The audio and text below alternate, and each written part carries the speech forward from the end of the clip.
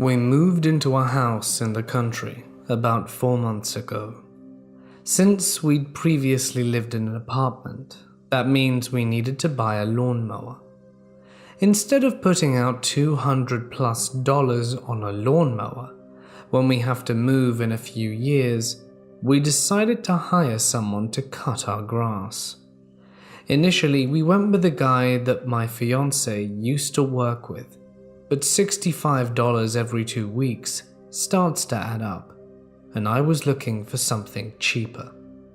That brings me to Charles. Charles posted in my Facebook classifieds that he was looking for some lawns to cut this weekend, and he had a reputable company, so I sent him a message. Initially, Charles came off as nice. He asked for my address so he could stop by and give me an estimate. After stopping by my house, he sent me a message saying, "Damn, sweetheart, you've got a big porch." It made me feel kind of uncomfortable, but figured I was overreacting and started planning when he could come out. I told him my days off, but he assured me I didn't have to be home. I told him to come on Wednesdays. Wednesday morning, he messaged me. "Are you home?" I said no. 3 hours later, "Are you home yet?" "No, I won't be home till after 8. Charles then informed me he had a flat tire and that he could come tomorrow.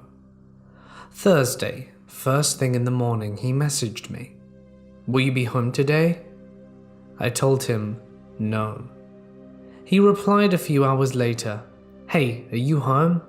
"No, I told you I wouldn't be home all day. Are you still coming out?" He then told me his truck broke down.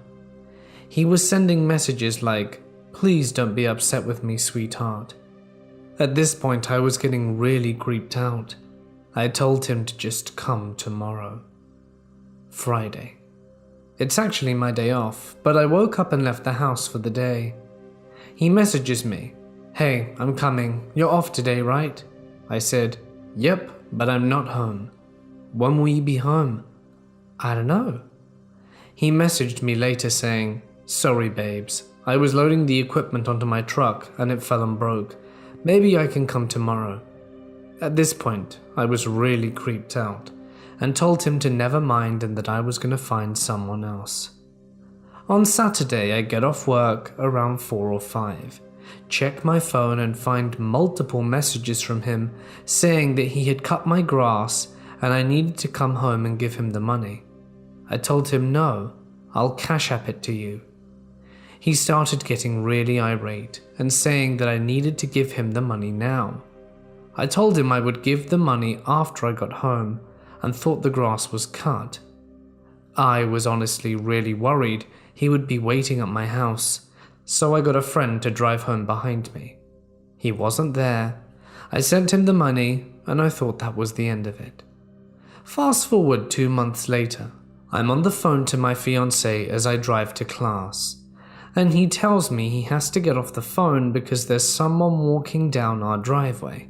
I ask what he meant, and he said there was a man walking around in our driveway and front yard. After I got to class, he texted me, telling me it was just a man who had come by to promote his lawn care business.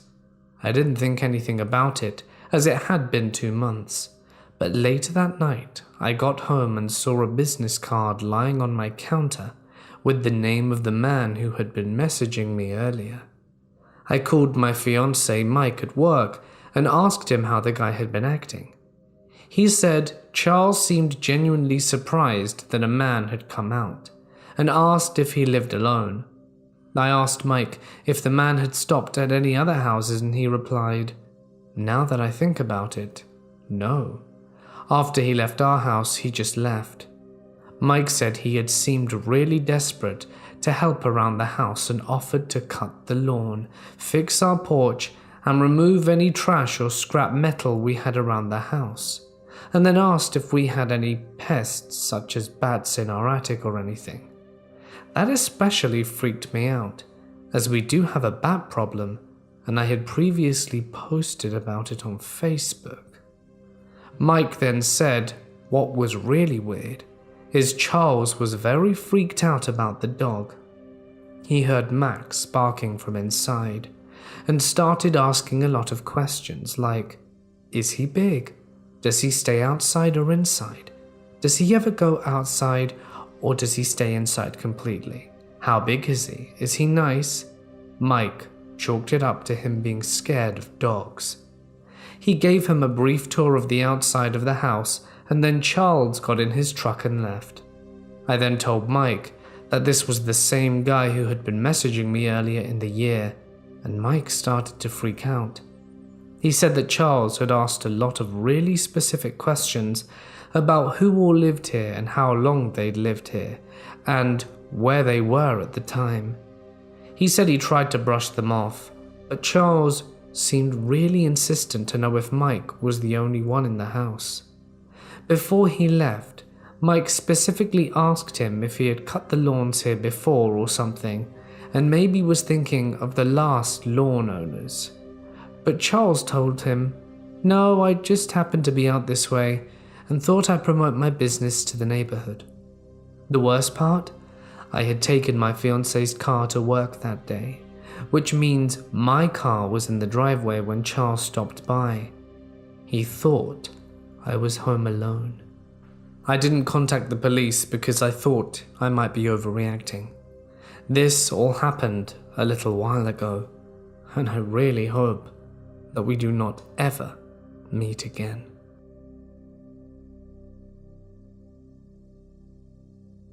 This occurred to my brother. My house was built in 1904. It's a single-family home, wood frame setting on a concrete block foundation. I have been living here for 18 years. All of the weird things that my siblings and me have seen or heard in this house, this one event is the most vivid.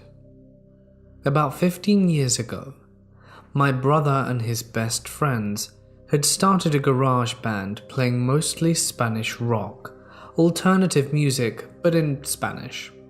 His friends could only get together on Sunday afternoons. They would practice in the evenings, and they would usually call it quits by 8 p.m. This was the time I usually showed up and went to bed, because I worked the graveyard shift. I usually slept for a few hours before heading to work. This event happened in the late fall, so the days were getting shorter, and they had just finished a long session when the decision to head to someone else's house came about. My brother handed his car keys to his buddy so they could load up the equipment. Everyone had filed out of the basement. The tricky part was that they needed to walk all the way to the back of the basement, up the back stairs, through the kitchen, down the hall into the living room, and out into the front door, where there was a porch. Everyone was outside sitting in my brother's truck waiting for him. My brother was walking up the back stairs when he remembered that he had left some food in a container sitting on a speaker in the basement. He made the decision to go back for it. Now the basement is not clean. With 4 sight lines, there had been partitions made, and the boiler and the main heating unit are right smack bang in the middle. So after my brother walks back, he's about to retrieve his food container, when out of the corner of his eye he sees it. It's a shadowy figure right at his peripheral vision. This feeling of dread and uneasiness washed over my brother. We had been taught that if you are in the presence of a spirit or ghost and you feel a bad vibe, to say a quick prayer, or to cuss at it. My brother chose the latter and said, "I don't have time for this." My brother turns around, not glancing into the dark corner. He starts to walk off to the back of the basement and briskly up the stairs, closing the door and turning off the lights as he leaves, with the last light switch on the opposite side of the front door. Luckily, the door was open, and the light from the street lamp was flooding the living room with its amber light. My brother said he felt someone at his back as he walked out the house, but at no point did he turn around, as he flicked the last switch in the living room and it went dark along with the rest of the house. As he stepped out, he pulled on the door, closing it behind him, still holding his food container in one hand, and jogged down the few porch steps and walks towards the front gate. Our house resides far from the main street, essentially having a large front yard but no rear garage. As he closed the gap between himself and his friend's truck, he kind of smiled and thought things over in his head, mad at himself for spooking out when there was no reason.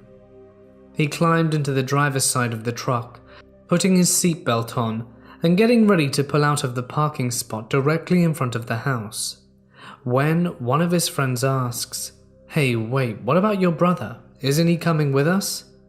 "What do you mean?" "He went to work early tonight. He's already gone. Did you see his car anywhere?" They all stared at him in disbelief and asked, "So then, who was walking behind you when you were leaving the house?"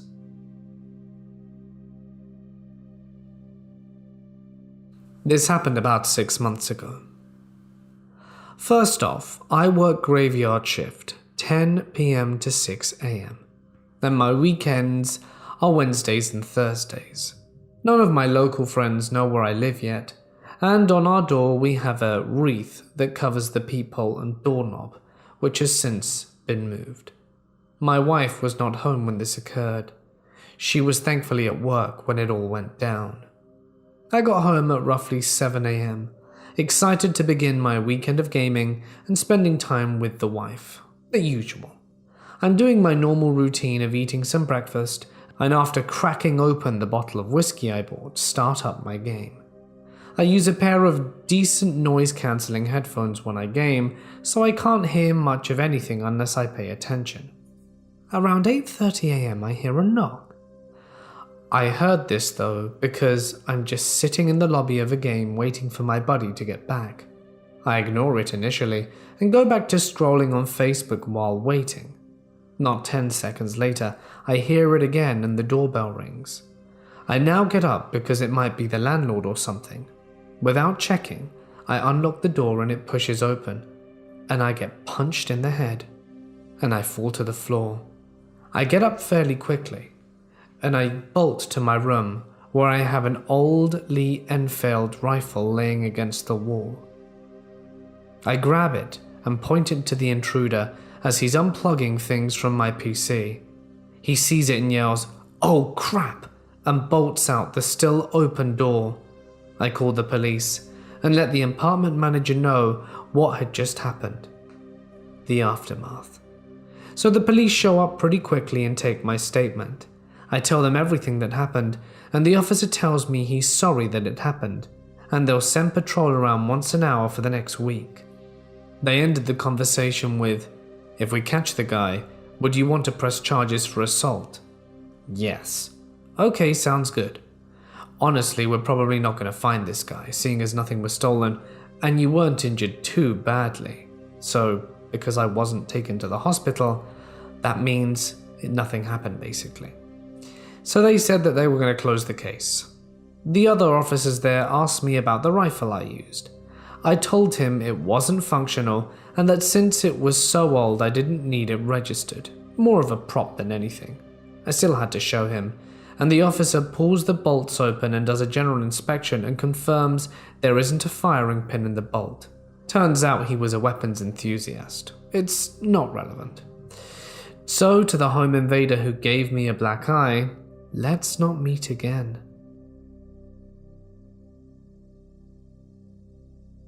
Around a year, maybe a year and a half ago, I was using an app called Whisper to help me make friends after getting out of high school. I was 19 at the time and had a really nice boyfriend. I had used Whisper before and actually made 2 to 3 friends during my senior year, and also found a friend of mine's boyfriend cheating using Whisper. So safe to say this app can be a handful sometimes. I put out a whisper asking for someone to talk to, and of course I got a ton of replies but couldn't get to all of them. But I messaged some of the more interesting ones back.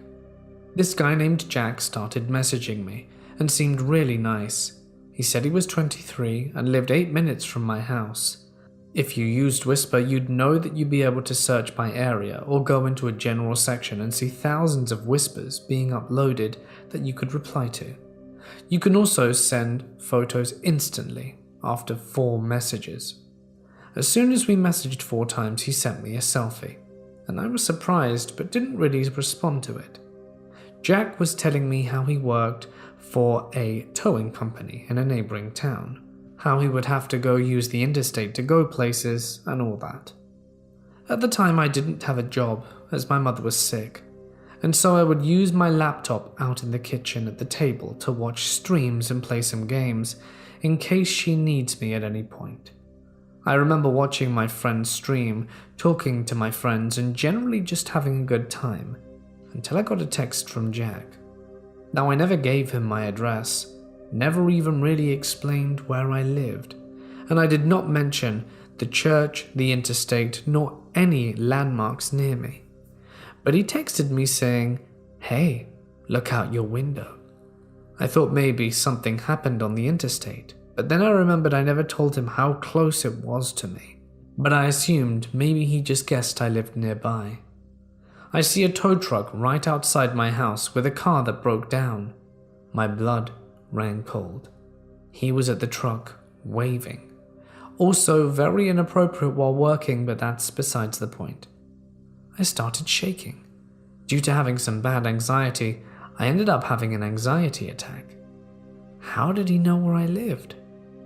I replied by asking that exact same question, and he said, "Well, you're home, aren't you?" I didn't respond. I went back to the stream I had up and started typing to my friends, freaking out to them and causing them to panic as well. I didn't want to call the cops because my cousin is one, and so is one of my friends. As soon as anything was heard about it, I thought I'd be in deep trouble for it, so I ignored him. Then he sent me a picture of his member on the app. I was disgusted.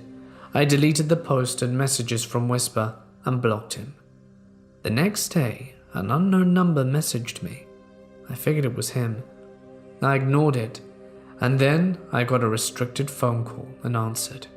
Big mistake. I was out in the garage with my cat, and this voice on the other end said, "Hey, you look so sexy right now. Wanna go for ice cream down the road?" I looked out the door that was next to me, and I see him in his car driving slowly, keeping his eyes locked on me. I jumped up and ran inside after hanging up, running to my room so I could feel comforted by my blankets in bed. I was petrified. I got a job soon after that at Subway, and he would come in and start harassing me, texting me on random numbers since I would block them all, and I felt paranoid all the time, knowing he seemed to know where I was at all times. One day, my now ex-boyfriend ended up texting him, as I had given him his original number that I had just in case anything happened since I blocked it. Furiously telling him to leave me alone, stop talking to me and everything. I never got a message back after that, but I'm still paranoid he's watching me. So Jack, let's not meet.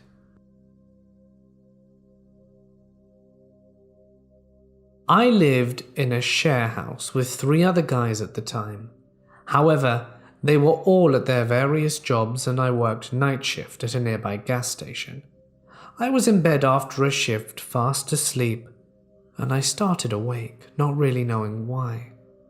There was a period of about 15 to 20 seconds after I began to wake up of silence, followed by a knock at the door.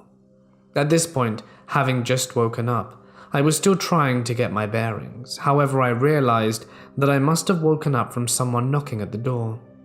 Another 15 to 20 seconds pass in silence, and I start to think maybe it was just a door-to-door salesperson or charity collections or whatever, and figure they must have left. So I start to relax a little at this point. Then the entire front of the house starts to shake, and I can hear what sounds like someone hitting the front wall with a sledgehammer. At this point, I can't really process what's going on. My first thoughts as since we lived across from a train station, it must be because of the activity there, maybe a freight train grumbling past. I don't know why I thought that, but my mind said it was the most logical thing. Then the banging stops momentarily, but resumes 5 seconds later. By this point, less than 2 minutes had passed since I woke up. However, it felt like my brain had only just started working. I realized now that at the very least, something was happening in the front of the house that I didn't really like. The bangs were very loud, and the house was pretty old and warped, almost entirely made of wood. At this point, I started to panic. I could feel the shaking frame starting to give under the blows. So I did the only thing which I could think of, and started yelling and screaming unsteadily at the front of my house. From memory, I think I frantically yelled something like, "What are you doing?" Almost as suddenly as it started, the banging stopped, and I heard some footsteps running away. For some reason, it gave me the confidence I needed to look around for a weapon to grab before I went out to confront whoever it was. I remember thinking the handle felt a little weird, and when I opened the front door, by the time I got outside, they were gone, almost as if they had never been there at all. I should mention at this point I was getting about 2 hours sleep a day before my graveyard shifts, so I was a little sleep deprived and I knew I wasn't really thinking clearly. So I started to question if anything had happened at all. When I went outside, I looked for any signs of damage to verify for sure whether this really had happened or not. That's when I saw the front door and realized why the handle felt odd. The flimsy wooden door had been struck next to the handle repeatedly and had started to splinter. If they had kicked the center of the door, I'm sure their foot would have gone right through. But they were kicking next to the handle, closer to the frame where it was slightly stronger. 1 or 2 more kicks and they'd have been inside. The police came later and I filed a report, but nothing was stolen and there was nothing stolen from the unlocked garage beneath the bedrooms. They were either too stupid to check the downstairs first, or weren't looking to steal anything, which really is the more concerning part.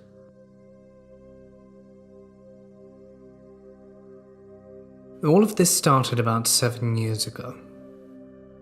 I was going to college and renting my uncle's basement, and on weekends I would usually drive home to my mum's house, which was about 40 minutes away. The first night that something strange happened, I was at my mum's house on a Thursday night after I got off work.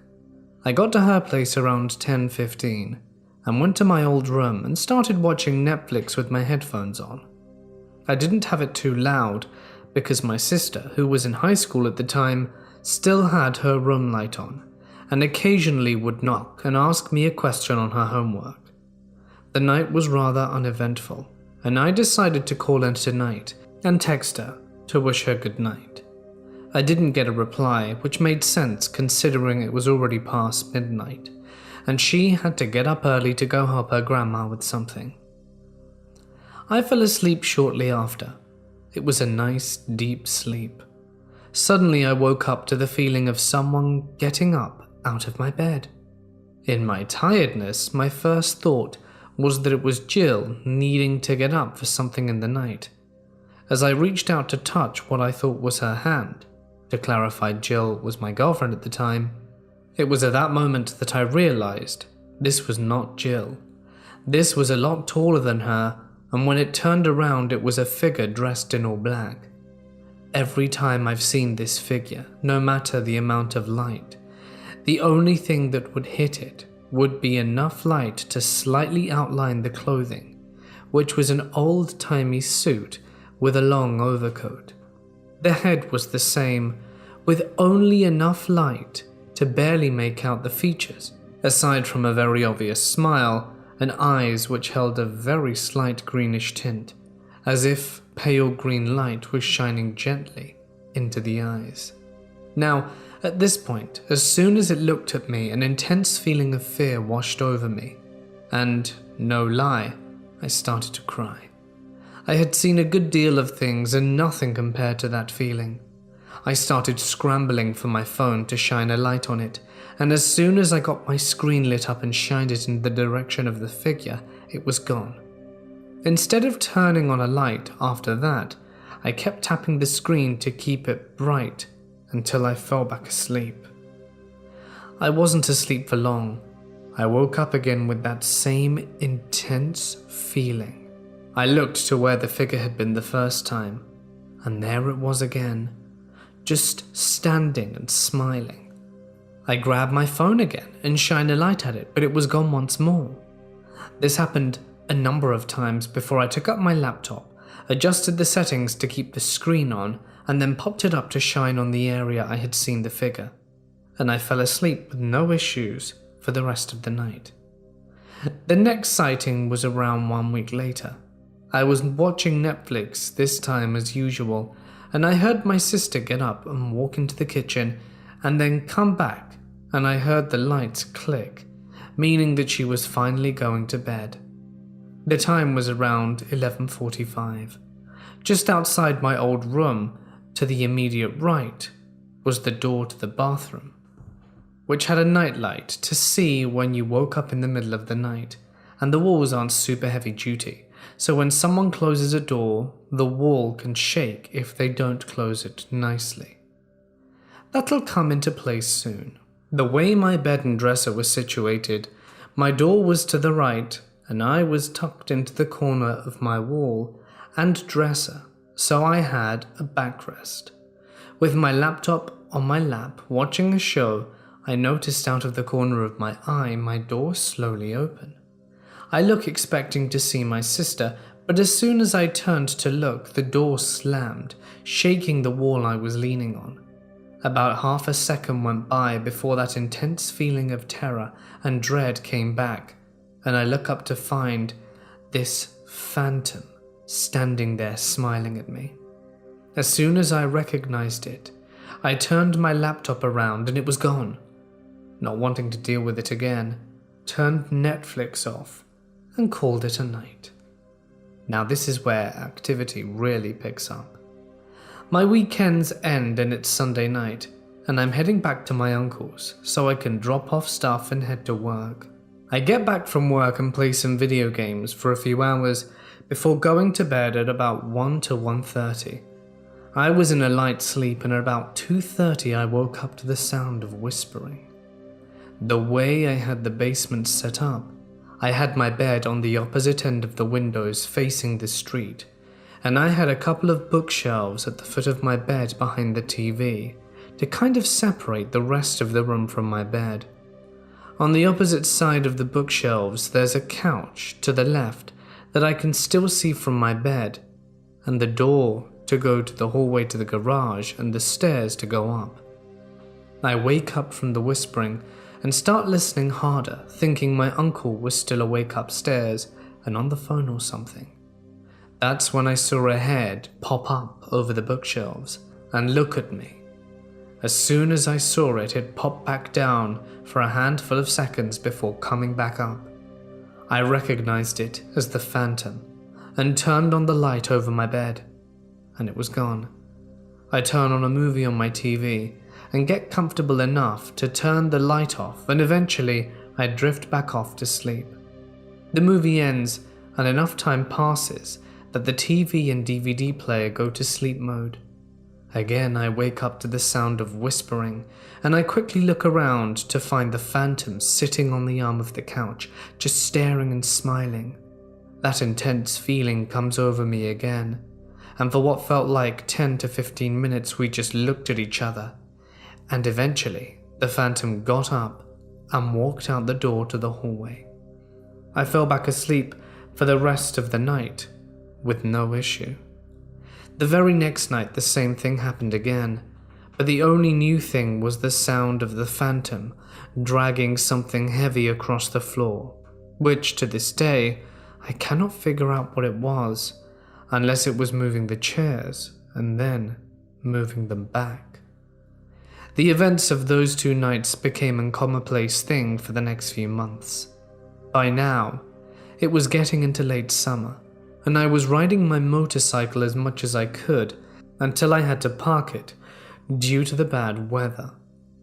I always had a spot on the end of my bookshelf for my keys and wallet. Every day, that is the spot they would end up, never anywhere else.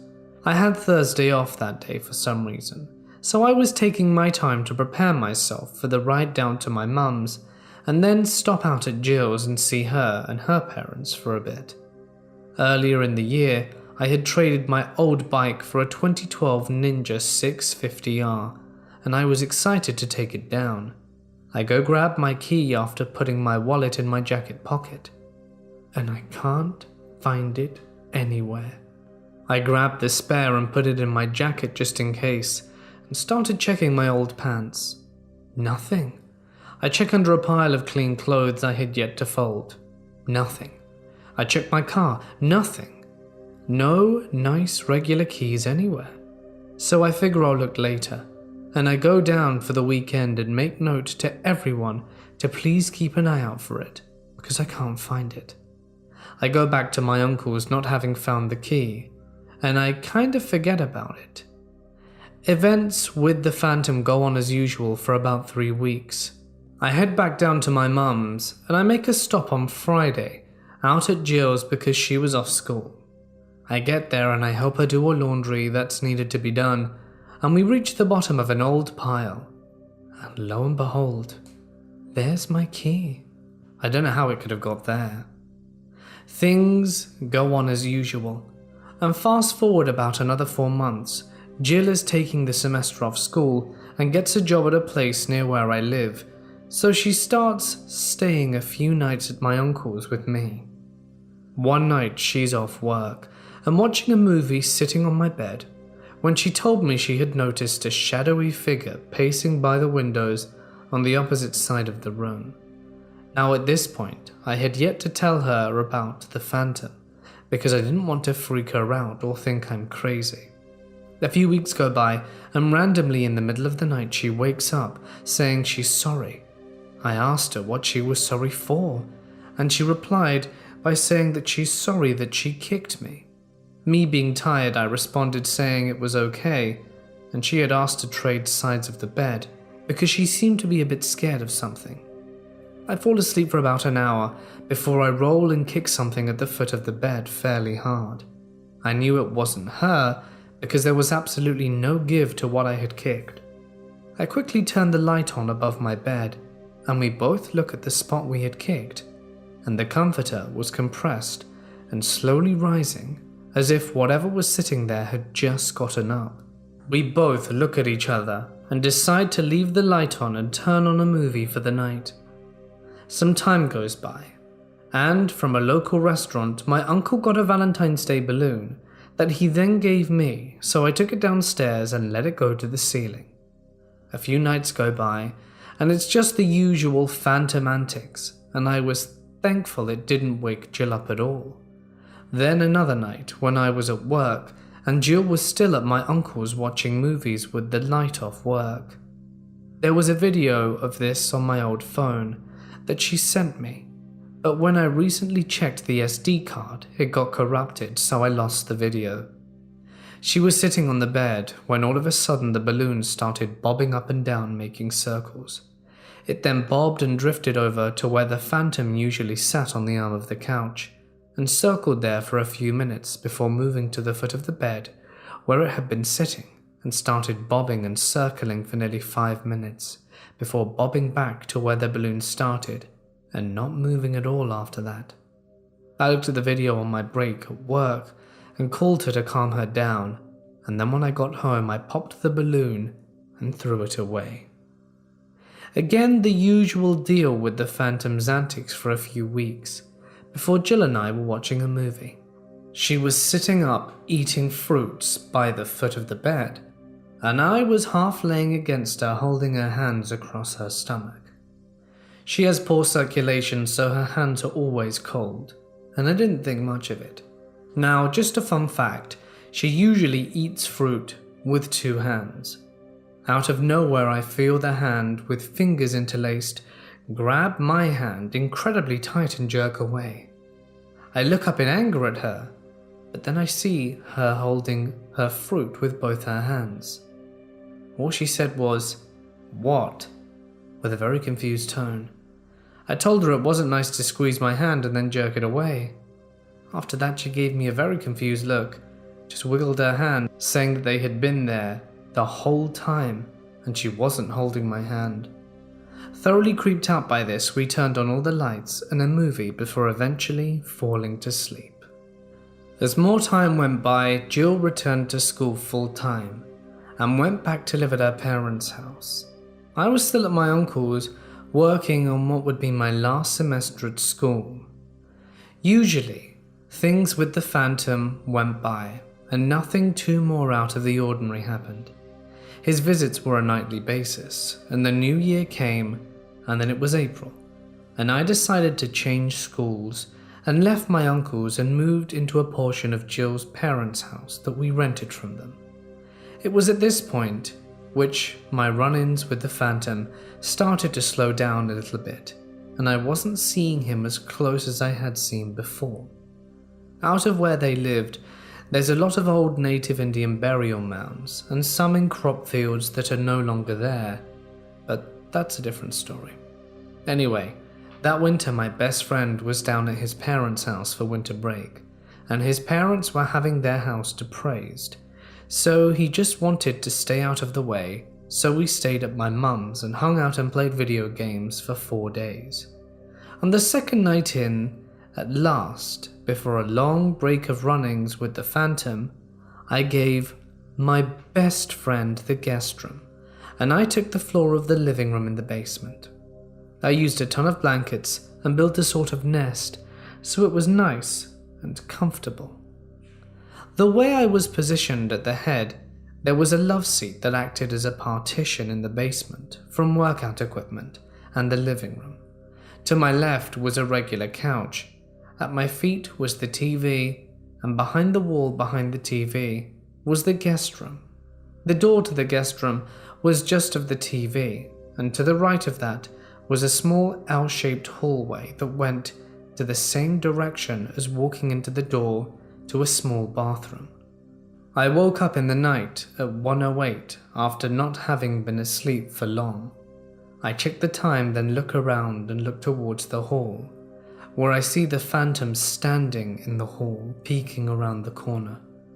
We look at each other, and then the Phantom slowly walks down the half further and disappears into the dark. I fall back asleep, only to wake up again, this time 3 minutes later. The Phantom was squatting at the corner of my nest, just to the right of my feet.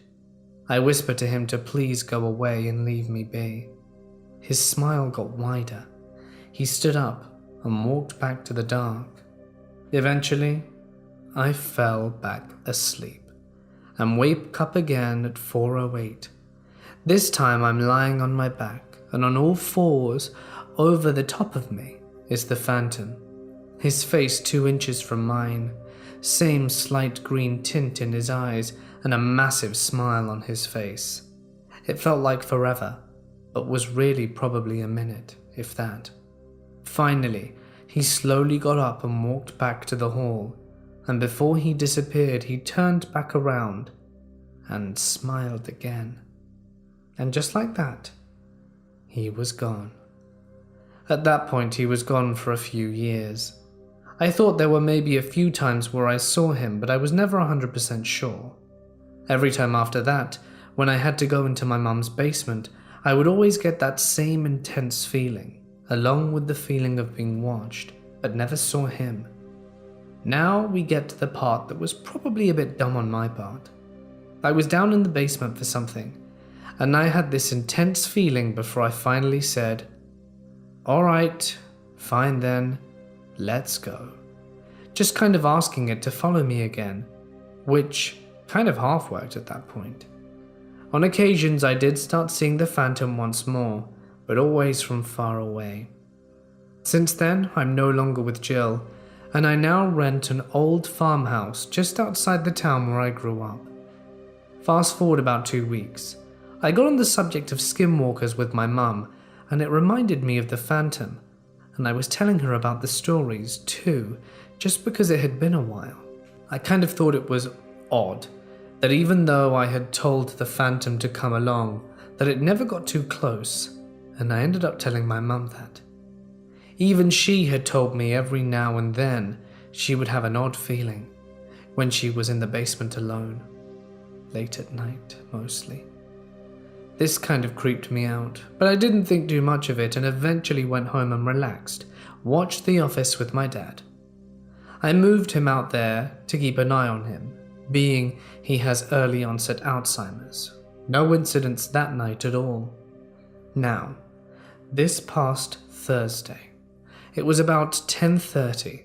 Things in the house were nice and quiet, and I was playing some Minecraft with my current girlfriend, using the phone to talk because that seems to work better for some reason. I had the volume off, just enjoying the quiet, and neither of us were chatting, when I heard a man's voice outside yell, "Hey." It sounded like he was trying to get someone's attention. I at first thought it could be my landlord coming over to check on the house and close up the barn for the night, but I remember he came over in his buggy a few hours earlier, and it was far too late for him to show up. Thinking someone's out there messing with the horses, I grabbed my super bright light and one of my carry pistols and put on my shoes to walk out. I'm enough out of town that the only close house is my landlord's, and then no one else for quite a ways. I flip on the light to the entry and walk out. As soon as I got outside, I noticed that everything is pitch black. All of a sudden, I get an intense feeling of dread. I shine my light all over looking for something. As I was around my truck, I head towards the barn and the horse pasture, where I heard the voice coming from. At this point, I have my trusty EDC out. I'm ready to rock and roll. I shine in the horse pasture, which is fairly flat, and I don't see anything. I don't even see the horse, which means she was probably in the barn or out in the lower pasture. I shine my light into some bushes and a tree between the house and fence. That's where I saw a shadowy figure nonchalantly walk from a bush to behind a tree. With that, I kept the light there for another moment before getting that intense feeling of dread wash over me again. So I head back to check on my dad, and inside all is well. I quickly lock the doors, draw closed all the blinds, and text my friend, who lives in town, that I may have someone outside my house. By this point in my life, I've seen enough normal things and never been so scared to the point where I don't even make a sound and just turn and rush back inside the house. My friend says to let me know if I want him to come out and drive by and shine a light around the road and see if anything pops up, and then walk around and look so I'm not alone out there in case it is something. I told him I locked the doors and closed the blinds, to which we agree that's probably good enough for now. I stay up for about another hour or so before deciding to return to bed. As I sat there calming down, I was trying to think of who could have yelled. I thought maybe the landlord walked over and didn't turn on any lights to disturb me, and he was further in the barn, where I couldn't see, and maybe he was trying to get one of the horses' attention. As soon as I start to think that it was probably the answer, I got that exact same feeling from when I saw the phantom, and I knew it was him again. I finally get up and go to bed. There's a window in my room that faces right to the tree where I saw the phantom walk to. Not wanting to be convinced it was him, even still, I got a surge of adrenaline and quickly rushed over and closed the blinds and situated it better so when he went outside couldn't see in. My whole body was on high alert till about 3 a.m. when I finally fell asleep. I woke up around 10:30 just straight exhausted and took it easy. I had my usual day off and relaxed. Now that Friday night it wasn't too late in the evening, but I got home from working out with my best friend and took a shower and got cleaned up before heading to my girlfriend's. In my bathroom there's a clock that's been dead since I moved in. I'm not sure why, I just never put batteries in it, and I just kept forgetting to do so. The clock had always read 9:07, because growing up whenever I took a shower, I would always check the time, and instinctively I would always check the clock even though it always read 9:07. Well, that night it was different. I got out the shower and the clock said 12 exactly. That brings me to just now. I was trying to think of how far this goes back when I was telling my girlfriend about it, and it reminded me of a recurring dream I always had when I was 8. Whenever I would stay at my dad's apartment he had at the time, I would wake up and under my desk I would always see a face staring at me and smiling. So the first possible sighting would have been 17 years ago, but of that part I'm not sure, as it was so long ago. If anyone has any idea what this phantom could be, please comment and share. Over the years I've talked to my great aunt, who's very in tune with the spirits, and everything I've told her, she says that it could be a very bad and very powerful entity, possibly demonic. She said the key factors are the eyes, that it's tangible, and that it appears to more than just me, and the feeling it gave, to which I noticed.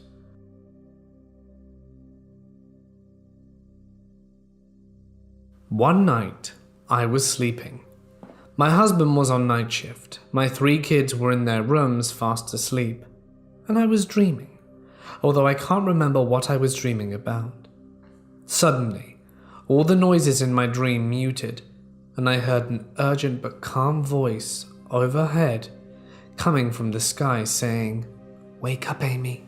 Wake up now. Someone is in the house. The kids, go get the kids." Immediately I awoke. I sat there in a daze, like, what a weird dream, and I went back to lie down, but I just had a feeling in my gut. I got out of bed and walked around the house. All was quiet. I went to my son's room. He was sleeping and safe. I then went to my daughter's room. I opened the door and saw a black shadow standing by her bed.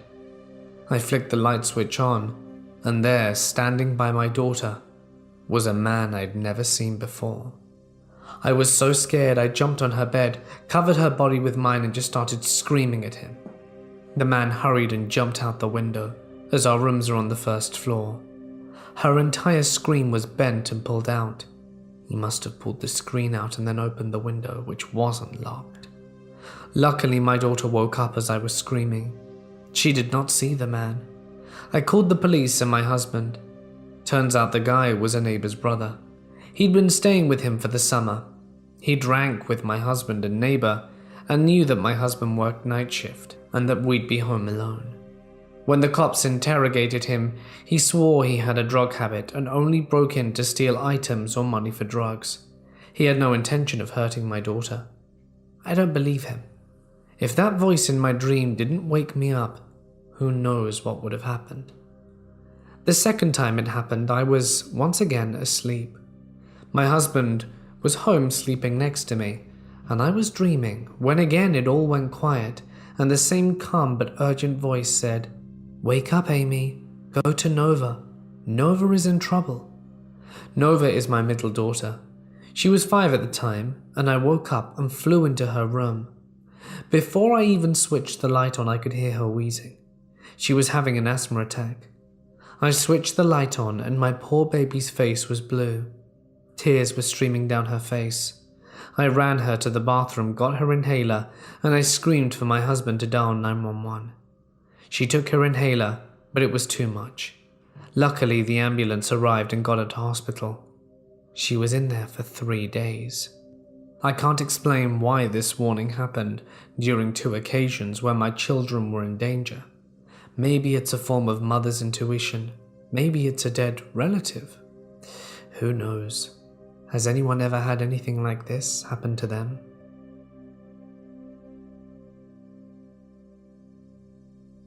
I'm a guy from the UK. I live in a town in Wales, albeit not the little villages most people imagine. My town is a proper holiday destination along the coast of Wales. This isn't relevant to the story, but I just thought I would give everyone some context. So it started when I was around 15 years old, 8 years ago. I was dating a girl from about 2 towns over. I would usually get the train to hers and back. However, this one night her family weren't supposed to be home, and we were kind of being watched by her brother, who was about 20 and pretty chill. The plan was to stay the night. We were up late playing on the Wii, but her parents unexpectedly came home. I never got along with her mother, and the whole thing kind of got heated, and I was kicked out the house and told I could not stay over. It was about 2 a.m., and I didn't want to call my own parents in worry of waking them. My mother is a very strict woman, so I began the long trudge home. It was roughly an hour and a quarter worth of walking, so I was expecting to be home around 4:30. So I was walking along the concrete part above the beach, and I stopped after about a half hour of walking, as there is a public toilet which is kind of run down, but also open 24 hours to those desperate, which I was. I was expecting it to be empty, or just have a homeless dude sleeping in it, but I was wrong. There was a guy using the urinal. This guy looked to be in his mid to late 50s, a little on the overweight side, but not morbidly. He had grey, messy-ish hair, but other than that, he looked pretty normal. He definitely didn't look homeless. I remember he made a quick joke about something, but I don't remember what. I politely laughed, did my business, and left. After about 15 more minutes of walking, the weather had gotten pretty bad. It started to rain heavily, and the wind was picking up. I seem to remember this was around November time, so it was pretty cold. I'm walking, and a car drives by, beeps, and pulls over just in front of me. I had assumed it was someone I know, but couldn't think who. I got in the car and the dude from the toilets was inside. He asked me where I was heading, and I told him. He said that was a long walk, and I couldn't be expected to walk all that way in this weather, and he offered me a lift. In hindsight, I probably should have refused, but the weather was bad, and at the time he wasn't giving off any weird vibes. The drive took about 15 minutes, I think, maybe 20. The more I was in the car with him, the more I started to get vibes that there was something off. He was telling me his best friend was a 14-year-old lad who stays over at his place a lot, and they drink together, and if I ever wanted to join in, I was welcome to. He was asking me some really invasive questions as well. I don't fully remember what they were. I just remember it's not the kind of questions you ask to someone that you're giving a simple lift home to. Anyway, we got to the street around the corner from my place, and I asked him to just drop me off there. I told him my house wasn't accessible by the road, and that I would just walk the rest of the way home. He gave me his number and told him to ring him when I got back to my house safely, as he wanted to make sure I got home okay. I asked him what his name was. At this point he knew my full name, and he just said, Pete. Pete what? My phone wants a surname. He wouldn't tell me. He just kept saying, just Pete. I later found out that Pete was a fake name too. Anyway, I got into my house and texted him just to let him know I was home safe. It was probably a bad decision, but back then I was full of bad decisions. The next day came and I was expecting everything to go back to normal. But it didn't, because I stupidly gave Pete my number when I texted him. I started to get texts from him every morning, basically just saying good morning and wishing me well. I replied to the first few, and then started ignoring them. So that's when he tried calling me. Every single evening. I would ignore most of his calls, but he would often repeatedly ring until I answer. He was sending me these texts, inviting me over to his house for some drinks, and he kept telling me he'd just gotten himself a pool table and wanted me to come and play with him. He was telling me a story of a friend he was playing pool with, the 14-year-old one I was talking about, and accidentally let slip the guy called him John. I collared him on this and said, I thought your name was Pete. Oh no, my friend's name is John. You just said your friend called you John, and you told me your friend was called Tom. Oh, Well, some people call me John. It's like a nickname. He hesitated saying this too, and it clicked in my mind that he was lying to me. I kept refusing, but he kept asking. After a while, my mum wanted to know who this dude who kept texting me was. I told her, and she rang him herself from her phone and told him that if he carried on texting and ringing me, she would be calling the police. I didn't get any more texts from him after that, but it didn't end there. I had a routine, you see, and he knew it. I always walked my dog at 4:30 every afternoon and played with her for 40 minutes on the field at the end of my street, just near where he had dropped me off. I had started to notice his car pulling up there within 5 minutes of me getting there with my dog. He had tinted windows, but I would always notice the car lights were on and left on, and the engine was always running. I recognized his car and would occasionally notice the car door open and a large flash from that direction, as if someone were taking pictures. I started changing the time I walked my dog, but he would eventually figure it out and start showing up either earlier or later to coincide with me walking her. This went on for months. I never mentioned it to anyone, but one day it just stopped. He stopped pulling up on the side of the field, and I never saw his car again. No text messages or phone calls, it just stopped. I ended up getting a new phone after about a year, and had that for another 2. I dug out my old empty phone when I was around 18 to 19, after the aforementioned dog passed away.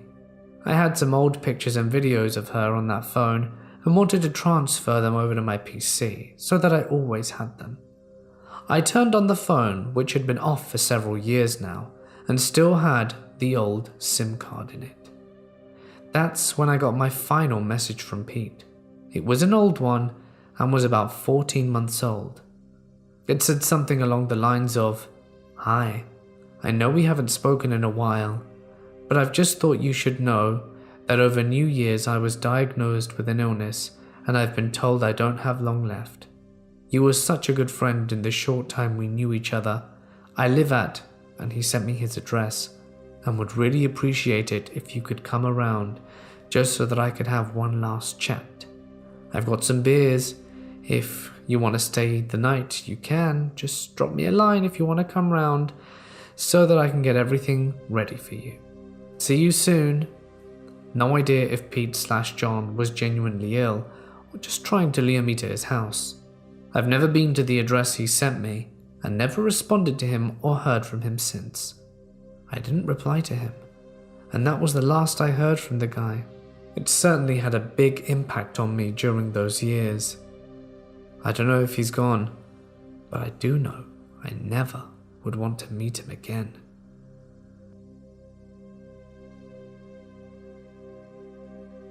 I live in Australia.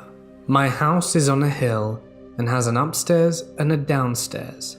I have the downstairs part, which has a kitchen, a fridge, dining room, bedroom with a TV, lounge and bed. One important fact is that I have a side yard above my sloped backyard, which can be accessed through the garage into the downstairs through a storage hallway. So, it all starts around yesterday, as I was trying to get to sleep. I swear I could have heard footsteps pacing around the side yard. I brushed it off, as I own 2 dogs, and it was probably just them. I woke up, however, to find one shoe in the yard. It was an old Nike runner shoe, covered in dirt. I have 2 dogs, so I put 2 and 2 together and thought they'd found a shoe in the backyard and dropped it on the side of the yard, which is nothing out the ordinary. Fast forward to tonight. It's about midnight. I'm watching something on YouTube, and I decide to call it a night. But I was hungry, so I got up to raid my fridge. But as I opened the door to my room, to the kitchen, there was an absolutely horrifying, skinny, wrinkly bearded man staring at me in the middle of the room. He looked like a crackhead that ran out of ice. And we have a crystal meth epidemic over here. He was wearing a 4-beer singlet with blue short pants, I promptly crapped myself hard and yelled out and tripped backwards onto my ass. And as soon as I laid an eye on him, he ran off through the storage hallway and disappeared into the night. At first, I honestly didn't know what just happened. I thought it was some kind of ghost. So I get up and shut the door behind me and run upstairs to my parents. They go down and say the place was trashed and the door to the side yard was wide open, even though I had locked it. That's when it hit me. I had stumbled across an intruder. But when I left the downstairs, nothing other than a chair was knocked over or moved. But when I came back down, a lot of the stuff on the counter was moved or thrown off, as well as chairs and a vacuum cleaner, meaning that he came back into the house and trashed the place in the span of a minute and a half. Nothing of value in my bedroom was taken, luckily, as I had a laptop and phone in there. The door was still closed, but from my kitchen drawer, one of the large kitchen knives were missing. We of course called the police, and they went looking for him. They say his description matches with a burglar who's on the run in the area. I think that since I closed the door behind me, when I went upstairs, he thought I was still in the room, and therefore didn't go in. But that's just my theory. But it's almost surreal knowing how close I was to potentially losing my life with my own kitchen knife in my own house. Either way, let's not meet again.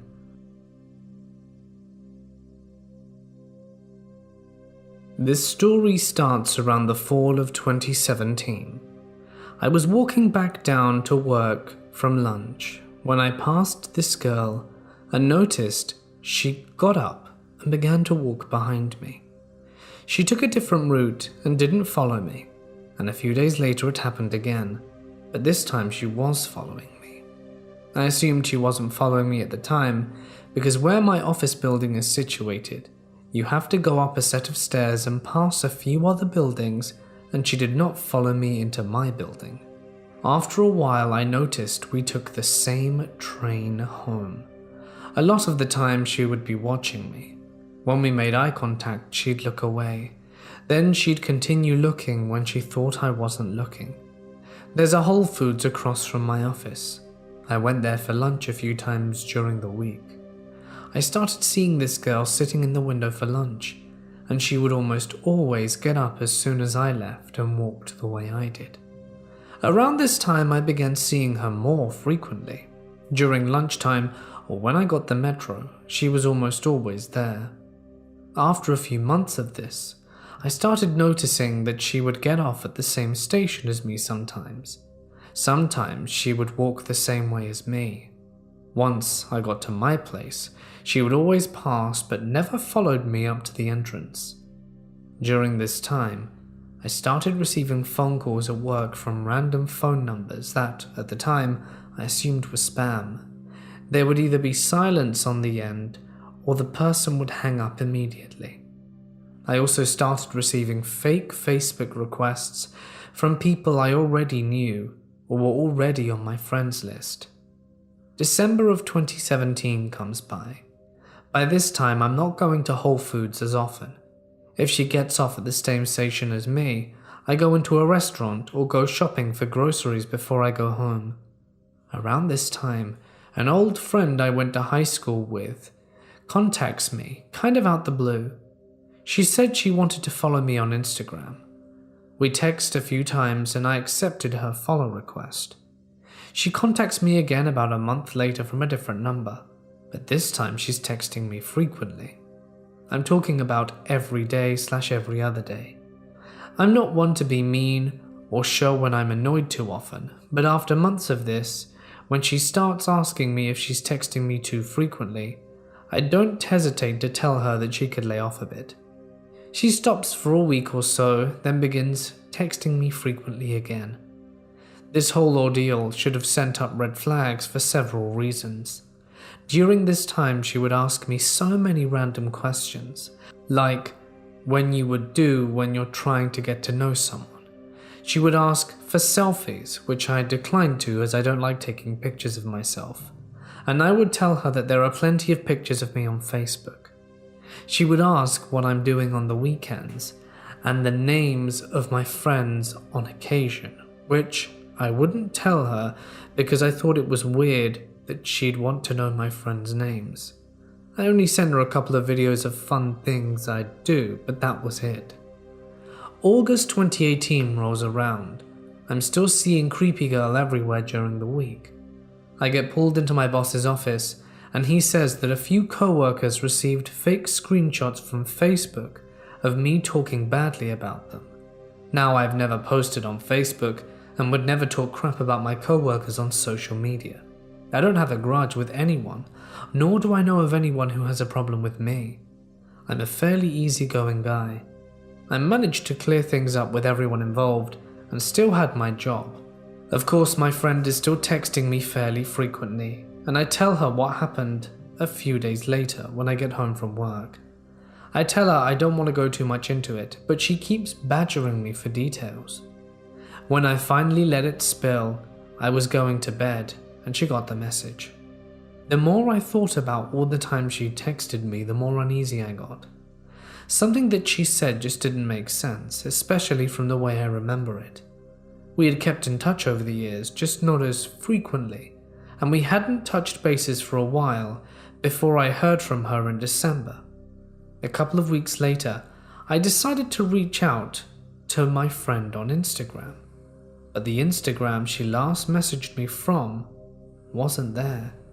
However, there was still an Instagram for her that I followed, and that followed me back. I reached out to her and asked her what a phone number was. The phone number was completely different, and it turns out she was never the one texting me, nor did she request following me on Instagram. I tracked the number, and it turns out to be from one of those fake phone number apps.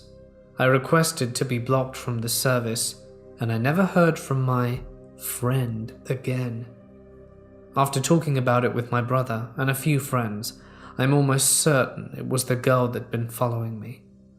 These things only started after she appeared. The phone calls to my office, the fake Facebook friend requests, and a few days before I was pulled aside by my boss, my friend texted me and told me she had a weird feeling about me and wanted to make sure I was okay. I just thought she was being weird at the time and tried not to think too much of it.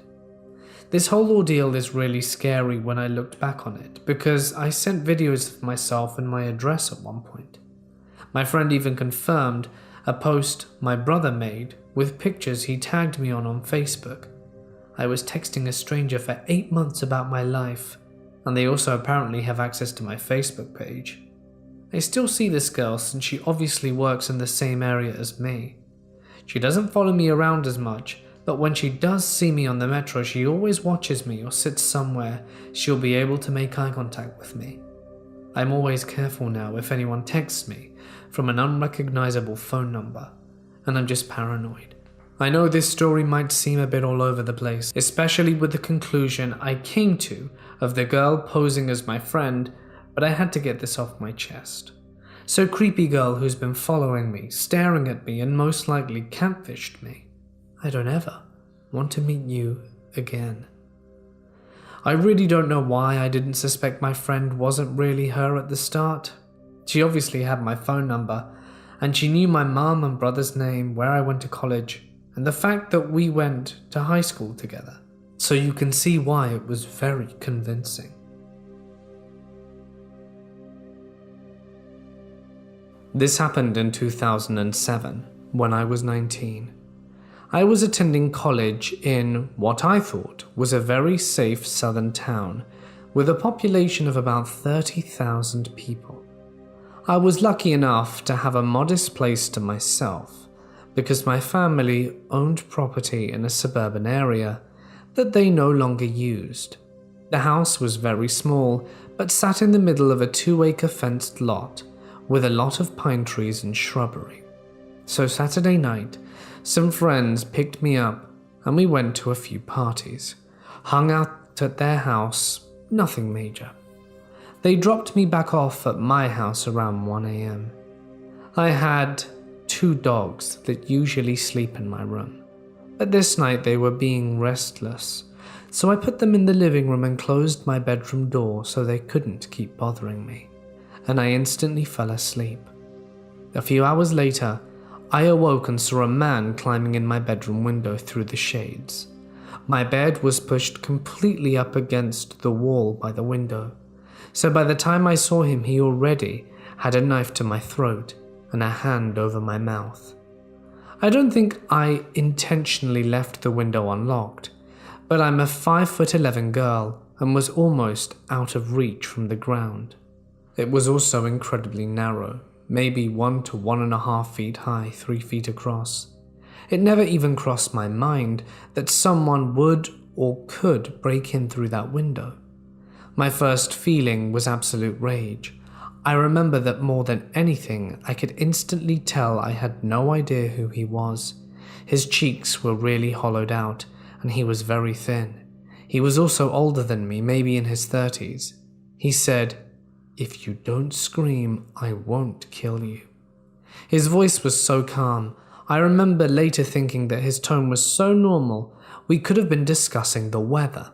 He took his hand off my mouth, and he was bleeding from his fingernails. I told him I had money I could give him. He could have my car, and I just started rambling on about any possessions I think I had. He said, "That's not what I'm here for." To cut the conversation short, this lunatic held me down for 5 minutes or more, just talking to me. I asked him things like how he knew I was there, and he said it was a lucky guess. By then my dog started freaking out in the living room, and he seemed to get a little unnerved. He became more serious and started groping me, and told me to lay down. I had bunched myself into the corner, you see. When he let go of me just for a second, I was able to push him off and dive headfirst out my window. When I fell, I landed on a metal lawn chair that he'd dug up from the yard. I was only sleeping in my underwear when this happened, so in addition to all the scrapes on my mouth, my whole body got pretty bruised and scuffed from the fall. I immediately got up and ran as quickly as I could to my neighbor's house, who happened to be a state trooper. Time has never been slower than it was when I was standing outside banging on his front door. When he answered the door, I quickly told him what happened, and he grabbed a bulletproof vest, a weapon, and ran towards my house. His wife called 911 and gave me some clothes and helped me clean up a little. Running had taken a layer of skin off the bottom of my feet, and I had left bloody footprints on their carpet. They never found out who it was. My friend that dropped me off said they saw a man with red hair walking down my road. It was too dark in my room for me to know what the color of his hair was exactly. I could tell he was left-handed by the way he held the knife. The police were beyond unhelpful. They only told me that he had to have been watching me for a while to know that I lived there alone and which room was mine. A few years later, a man was arrested for a previously unsolved charge in 2005 of a girl a few miles from my place. He was never charged with anything relating to her end in 2005, but his semen was found at the crime scene and he lived in her building. He also had red hair and was left-handed. Moral of the story: lock your windows.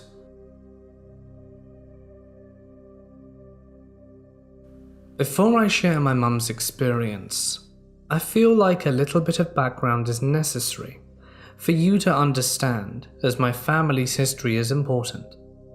We are from a small town in Arizona.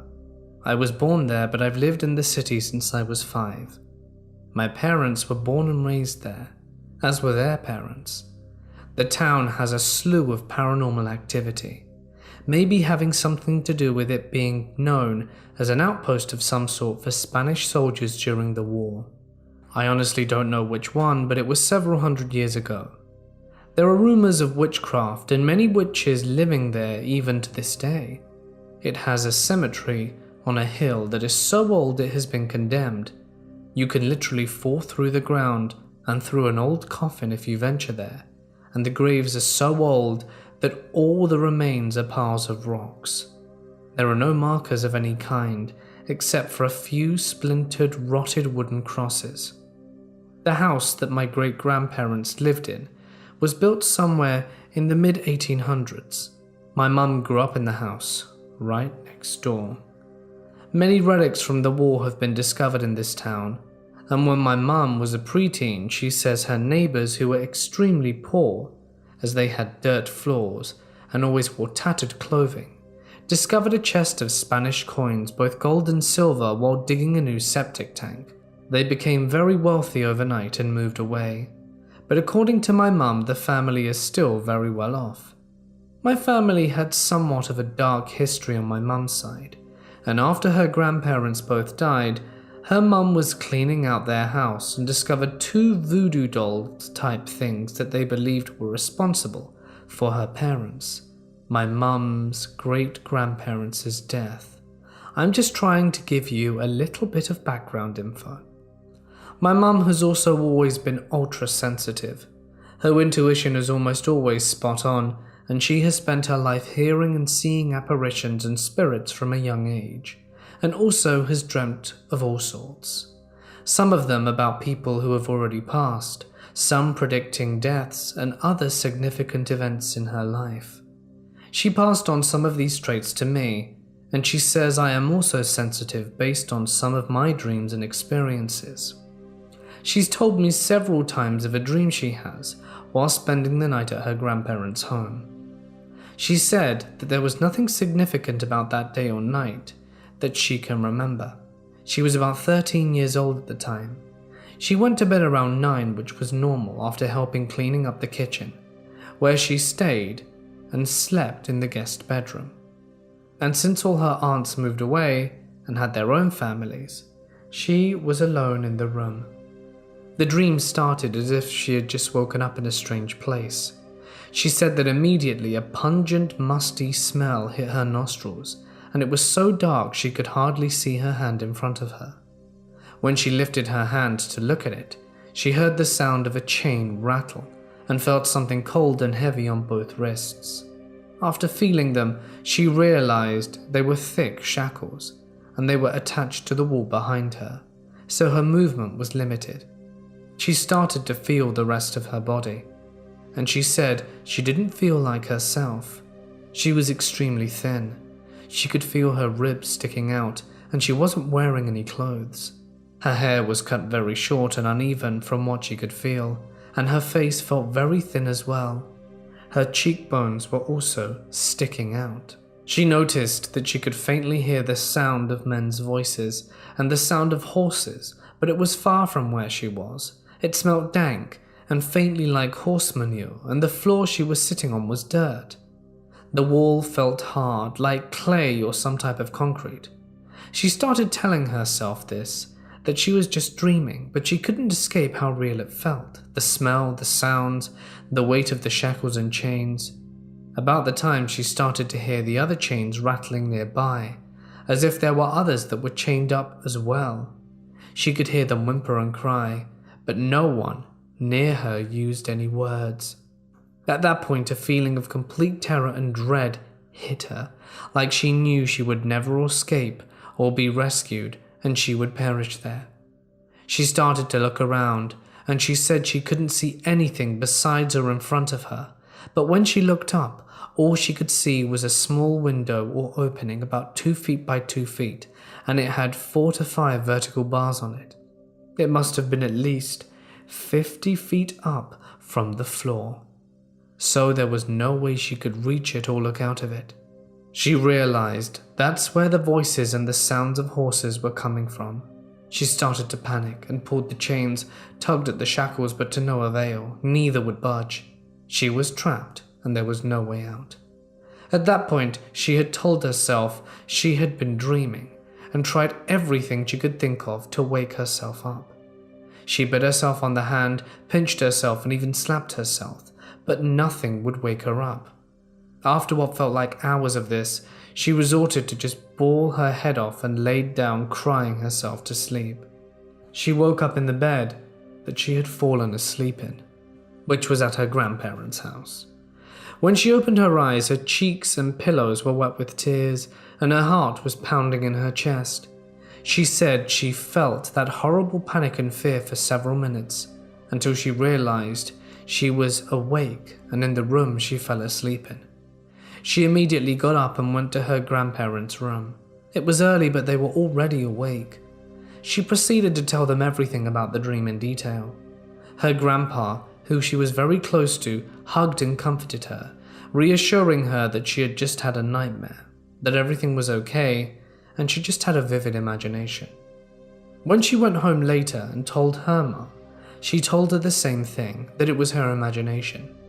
It took her a few days to get over it, but eventually she forgot about the dream and didn't think about it again until several years later.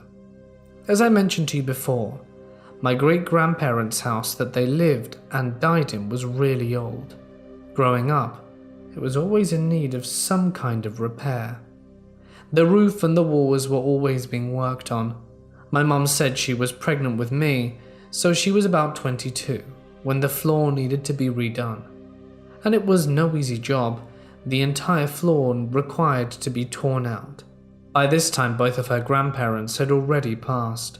Her parents lived in the house. My uncle and a couple of cousins were skilled carpenters, so they decided to do the job. My grandparents and my two uncles had to move out for about a week in order for the repairs to be completed. This is the part that freaks me out to this day. My grandma said the floor had never been redone up to that point, so she didn't know when the original floor was made. What they found has remained an open family secret for 40 years, but to this day no one speaks of it. When the floor was completely torn out, my uncle expected to find dirt underneath it. Instead, it looked like a boarded-up cellar. It was empty, but there was an opening in the corner that resembled a shaft of some sort. The cellar floor was made of some type of old wood and was rotted, so they decided to tear it out as well. There wasn't dirt under that floor either, but another room. It was said that there were 4 floors underneath in total, all of them pretty much empty, besides some old saddles and horseshoes, and some old wine bottles and that sort of thing. But on the very last level, deep underground, there was a room with a dirt floor, with shackles on the walls and some skeletons still bound by the shackles. There were actual bodies underneath the house. According to my mum, my uncles and cousins got pretty spooked, and they ended up covering everything. The bodies are still there. They didn't want to disturb them. They built a new floor, and no one talks about it anymore. When word reached my mum of what had been found, she immediately remembered her dream. She now knew that she had experienced something that really happened a long time ago. So I guess it wasn't really a dream, more like a glimpse of the past or some sort of time travel. She always cries when she talks about it. As for the house, it's still there and was occupied by my grandma till she passed away back in 2014. The property still belongs to the family, but the house has been condemned.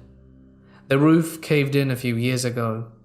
All I know, if it ever leaves the family and is sold, someone is in for a real surprise should they decide to tear it down. So that's my mum's story. I hope you enjoyed.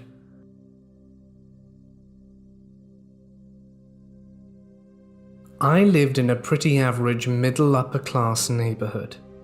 2 sides of my house were flanked by an old overgrown Christmas tree farm, and we were at the end of a quiet street. For some reason I had taken to leaving my window open at night for fresh air, and it was a good thing this sort of short-lived habit hit when it did. At 1 a.m. I hear this car door slam shut, and I think it's weird. We're the only house accessible here.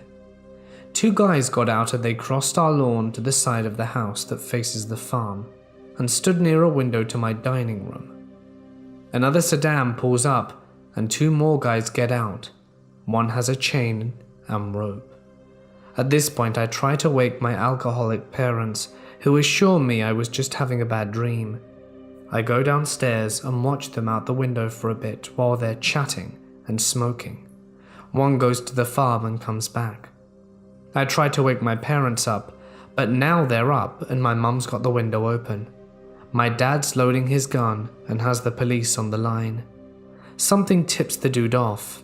Honestly, it was probably me shouting at my parents, and they leave right before the cops pull up. The cop tells us he'd up patrol and left. Makes me wonder why I slept with the windows open. I let me hear them all show up.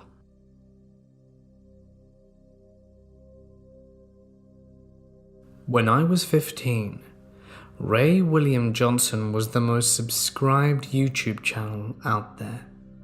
I feel it necessary to say now that he was not the YouTuber that this story is about, but I feel it's important to include it for context. Doing some research before sharing this, he was the first YouTube channel to reach 5 million subscribers, so he was very popular at the time. In his show, he reviewed viral videos, and as a teenager, it was one of my favorite things to watch. Every week, he picked one subscriber video to provide the comment question of the week, to which his subscribers would provide responses in the comment section. A friend and I thought we had a great question featuring her new baby iguana to ask and sent it in every week after filming it. By the 4th or 5th week, our video was selected and aired on that week's show. In hindsight, there definitely wasn't that much traffic coming into my account, but at the time it really felt like it. I had 30-some messages in my message box at the time, and quite a few comments on the original video. I can confidently say, let's not meet to anyone in that comment section, garnering such classy comments such as, I'd tap the both of you at the same time. I would do both, and the iguana can watch. My friend at the time was 13 years old, and my message box did not look much different. Now as a teenager with low self-esteem, I was pleased with a lot of this new attention. I was actually taking the time to respond to a lot of my messages, ignoring the disgusting ones and thanking people for congratulating me on getting picked, and occasionally starting up a conversation with some internet strangers. One of the most common questions I got asked after this video was, how old are you? And of course I offered up that information readily. One specific person sticks out because he continued talking to me. Constantly.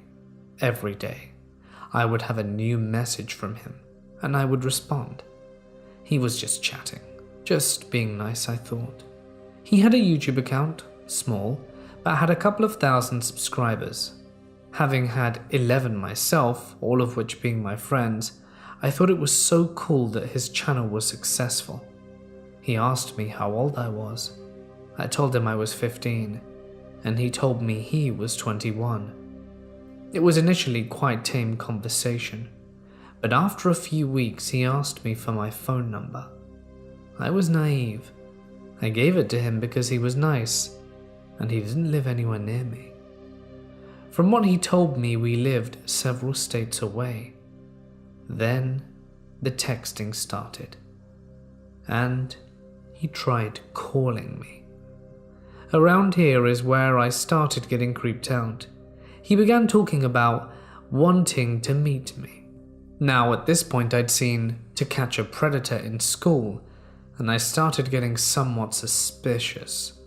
I never gave him more information than the state I lived in, and my first name. That seemed innocent enough. But he started getting flirty and creepy, and generally uncomfortable to talk to. I slowly stopped responding, ignored the phone calls and said I was busy. Then he found my social media accounts and started talking to me there. I told him that I had gotten a boyfriend, which was a lie, but he still sent me some generally discomforting messages, especially looking back.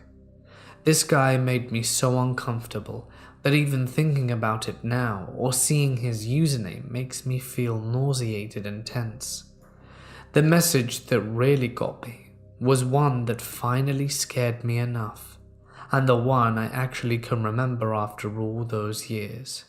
It said, "I'm coming to Ohio, and I'm gonna find you. And when I do, I'm gonna hug you so hard I'm gonna squeeze until your eyes pop out your little head. Smiley face. I never told my parents, but I was lucky enough to be able to get my phone number changed. I started getting paranoid that he would find me, checking the locks, closing the curtains. I removed him from some social media, changed my username and display names to make myself harder to find. Because, I was a teenager and my priorities were to be in contact with my actual friends at all times. Surprisingly, it got quiet for a while, and slowly I gained some feelings of safety back. I actually even started a new YouTube channel at the recommendation of some friends and started putting myself out there again, doing more media productions which I love, and garnering a small following of about 1,200 strangers. A few years down the road, I was starting freshman year of college. I had just turned 18, and wouldn't you know, he found me again. He followed me on all my social media, sent me messages again, and posted some comments on my old YouTube channel all at once. I felt sick. I remembered all the creepy messages and unsettling feelings, and just general breathlessness I had when he started telling me he would find me and that he was coming for me. I had a brief panic attack before swiftly blocking him on everything. My profile pictures were me at my new college wearing the gear and everything. I would have been significantly easier to find now, and I knew that. I hardly made any friends that first year of college. I didn't leave my room much after that happened, and I never went to parties. I scarcely made any friends, and every so often I remember the experience and get sick. This is one of those times. I've since graduated. I've moved far away with my boyfriend. I still check my locks and curtains aggressively every night, sometimes 3 to 4 times a night, even if I'm sure I've done it. What I'll never understand is how a grown man at 21 would be interested in a 15-year-old girl, and especially still be interested after several years. The entire memory repulses me. He still posts to that YouTube channel, and all I can think about is how he tried to get me when I was a minor. He was a predator. He took away my sense of safety, and up to this point he's certainly on my top 10 people with whom I wish to never have an encounter with again.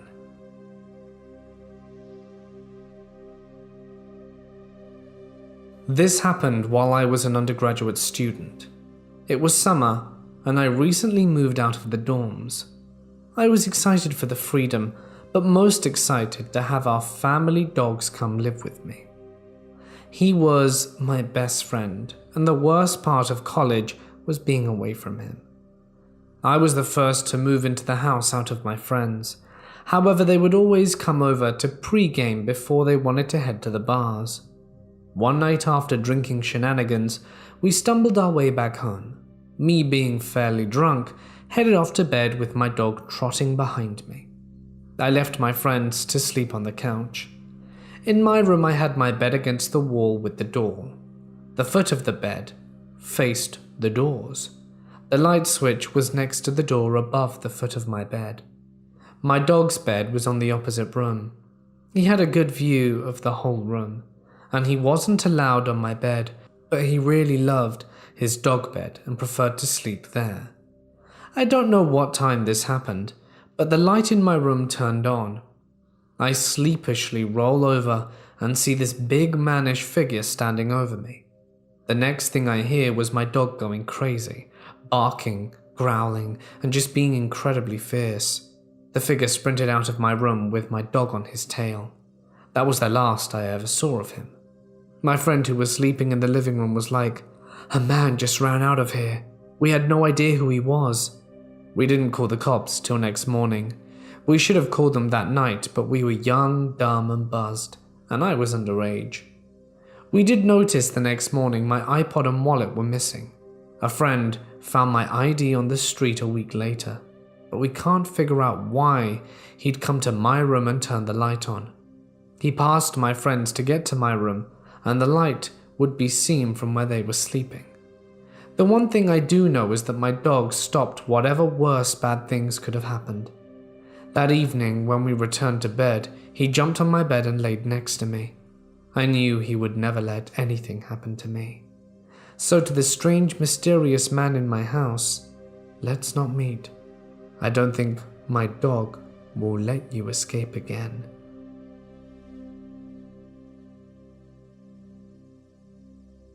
During high school, my bedroom was in the basement. It was a finished basement, probably done in the 80s. My bed was near the bottom of the stairs. The floor was cheap linoleum on concrete. My parents were away for the weekend, so I had the house to myself. I was responsible, no big deal. They left me $40 for food. Anyway, I shoot out of bed after hearing a metal crash. It sounded like someone was coming down the stairs fast, tripped, and dropped whatever they were carrying. I'm sitting upright in the dark, trying not to move and listening for any sign of who it is. My first thought is, did someone break in upstairs and try to carry everything down and through the garage? 20 seconds go by, but it feels like an hour. I can't hear anything, so I get up and turn on the light. I am astounded by what is in front of me. I can't acknowledge it. It's in my head. It's not real until I say it out loud. I whisper, spoons? Dozens of spoons, forks, knives. My brain can't process this at 3 a.m. I'm standing there swaying, staggering, dumbfounded that at my feet are utensils. It took me a good 5 minutes to finally figure out that a box of old silverware had somehow shifted in the storage above the stairs. It fell down and tumbled down the stairs, spilling its contents all the way down. Strangest sound in the middle of the night, and definitely the strangest thing I've ever had to wake up to.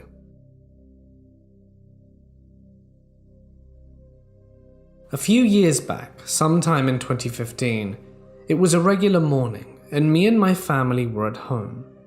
My family is very small, the only ones being me, my sister, and my mum. My mum at the time was cooking me and my sister pancakes for breakfast, around 11 a.m, when suddenly we hear the doorbell. Might I mention, me and my sister are both disabled. We're both in wheelchairs due to being born with a disability that doesn't allow us to walk or anything of the sort, so we really are quite dependent on our mother for protection.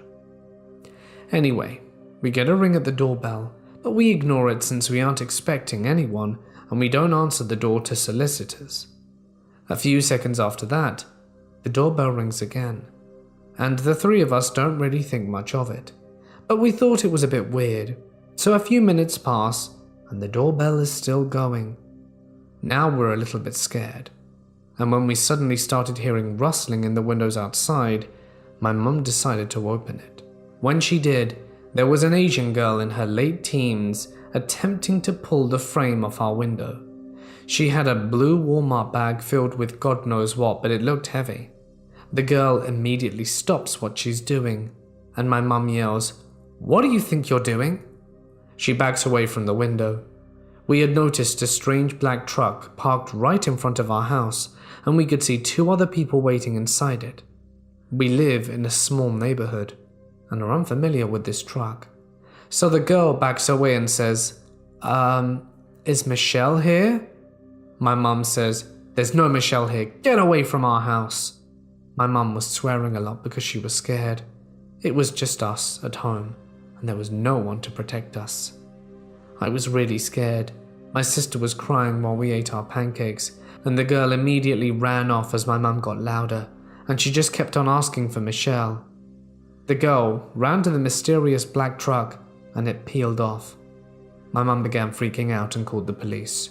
She gave them her description, but they never came to investigate. That day, my mum made an appointment to get us ADT home security. That night we all slept in her bed, because the room that the Asian girl was taking the window off was mine and my sister's room. My mum stayed up all night, walking around the house with her axe. No one tried getting in after that. And the next day, we got our home security with cameras and all that. Since then, no one ever tried getting in again. After talking to our neighbors about this, we learned that these mysterious intruders were returning. The same people robbed our neighbors. They weren't home at the time of the robbery, but they caught it on their cameras.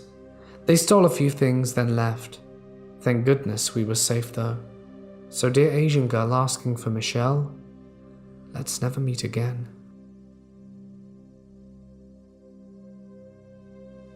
I'm a woman in my early 20s who had, at the time, long, bright pink hair all the way down my back. Because of this, I'm very easy to spot in crowds and from afar. My best friend and I were traveling the French and Italian Riviera. Before going, my overly protective parents had been ranting about Taken, the movie, which only seemed laughable to me. We had been traveling for 6 days at that point, exploring Monaco, Menton, and Ventimiglia by foot. We had mostly had an amazing journey. The creepiest things we had encountered were so far catcallers and men that both looked and acted like they had never seen a woman before. But it was all fine. The thing that happened on our last night, however, really shook us to the core, given how we had just let our guard down since the city of Menton had turned out to feel so safe. It felt like this event came completely out of nowhere. The false confidence that made us feel like we could deal with anything could have really put us in danger that night. So to begin, the evening went like it had since we arrived. After adventuring all morning and then slacking at the beach all afternoon, we had made ourselves pretty and presentable again to have a little dinner by the beach promenade. After some cocktails and wine, we were both pretty buzzed, and we had agreed that the first thing we would order at the wine bar we were planning on going to next would be a big bottle of water to share. We had been going to this wine bar for 3 nights in a row. It was situated in one of the busier and more touristy streets where most shops were kept open till midnight. We walked there from the promenade giggling and having a great time as usual. After being greeted by the server, who was happy to see us again, we got ourselves seats at a table outside of the bar facing the busy street, where we could enjoy the late evening breeze as well as people watch. We were pretty used to men staring at us at that point, both young and old. I had developed pretty good tunnel vision while outside, and I tended to not look directly at men unless they were standing directly in my way or if I accidentally space out or something. After we had ordered our wine, cheese, and water bottle, my friend went to the bathroom inside. I sat facing the street and I was checking my phone, and when I randomly looked up, I met the eyes of a bald man in the midst of passing by. He was very tall, wore dark glasses, and blue and white striped nice-looking shirt. He also wore some expensive-looking dark leather shoes, and had a clock that also looked quite pricey around his wrist. In other words, he looked pretty anonymous at the Riviera, nicely dressed, but also kind of strange as he wore white socks in that temperature. We got eye contact as he was walking by, and then stopped for a second while holding the gaze, and then started walking again, only to look right back at me. Naturally, I looked away, and then he seemingly left, and I did not think any more of it. After my friend had returned from the bathroom, and we had tasted the different sorts of cheese and Italian prosciuttos, I looked up to see him standing there again, leaning on a wall across the street. 15 minutes must have passed, but once again I caught him looking at us with his phone aimed in our direction, held upright, as if he was taking pictures. I started getting the creeps, so I just casually asked my friend, who sat with her back towards him, if she had noticed him before also. She declined, and I tried to explain that he seemed to be lurking at us, but that at least he must have been aware that we'd seen him. Thinking that would be enough to make him lose interest, I told her to act like nothing and just forget about it, while we would continue to enjoy our last night at the Riviera. Every now and then, however, I would catch him staring at us, only to then nonchalantly start texting on his phone or look away. Something just really irked me about how he was trying so hard to pretend he was doing everything else. I finally let my friend know that he was still there, and she started freaking out more visibly than me, turning around all the time very obviously for him to see. The man started pacing around, picking up the phone to his ear without speaking. I could tell there was no light on the screen, and I was starting to become not only uncomfortable but kind of angry too, so I stared directly back at him, just to make goddamn sure that I knew he was watching us. At this point, I picked up my phone irritated, pretended to take pictures of the cheese platter, but actually of him just for proof in case he was trying anything strange. More than an hour had passed at this point, and the tiny doubt that I had that he maybe was just waiting for someone started to diminish. In just an hour, most of the shops and restaurants would be closing, including the wine bar we sat in. He definitely wasn't waiting for anyone, and I knew that eventually we would have to leave for the hotel. But what if he were to follow us? What if that's what he was waiting for? Eventually he walked up the street and had seemed to disappear. I felt relieved, but did not put my guard down yet, and just 10 minutes later he came walking back down the street again, pretending like nothing happened. Now we were both starting to get more scared, and we saw how the street became less and less crowded and how shops were starting to close down. The man looked at us from further down the street, and when he seemed to have become aware that we noticed him again, he vanished into a shop, waited for a few minutes, and then came out again without having bought anything, looking at us like before. We were really questioning what to do at this point, as well as what he wanted. As mentioned, we were both pretty buzzed from before, and after a few more wine glasses, my brain could not work as fast as usual. The man then walked further down the street and stood beside an ice cream bar. He was there for 15 minutes without buying anything nor leaving, just occasionally turning around to look at us. We were starting to struggle to keep an eye on him, because as I mentioned, he looked quite anonymous. Me, on the other hand, with my long, bright pink hair, made me only the more visible. Me and my friends started wondering if we should talk to someone, like the lady in the bar, but feared we would just sound paranoid and weird.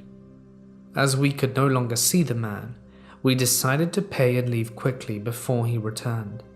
If he suddenly appeared, we would just call for the closest group of guys to help us.